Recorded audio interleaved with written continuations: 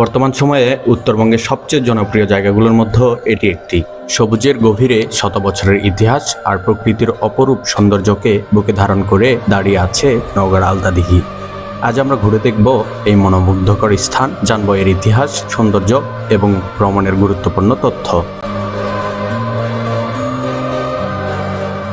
চলুন জেনে নেওয়া যাক জায়গাটিতে কিভাবে আসবেন। বাংলাদেশের যে কোনো প্রান্ত থেকে ট্রেন বা বাসে করে জয়পুরহাট শহরে আসবেন।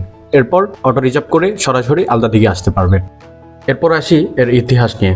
লোককথা অনুযায়ী বহু বছর আগে তীব্র পানির সংকট দূর করতে এই দিঘি খনন করা হয়।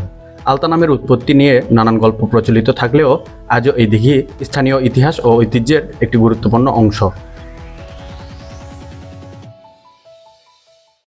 আলতা দিঘির এই সবুজ অরণ্য যেন প্রকৃতির এক অসাধারণ উপহার। চারদিকে গাছপালা, পাখির ডাক আর নির্মল পরিবেশ, সব মিলিয়ে মনটা একেবারে প্রশান্ত হয়ে যায়। বন্ধুদের সঙ্গে এমন সুন্দর মুহূর্তগুলো হাসি আড্ডায় আরও বিশেষ হয়ে ওঠে। প্রকৃতির সৌন্দর্য কাছ থেকে উপভোগ করতে চাইলে আলতা দিঘি হতে পারে আপনার পরবর্তী ভ্রমণ গন্তব্য।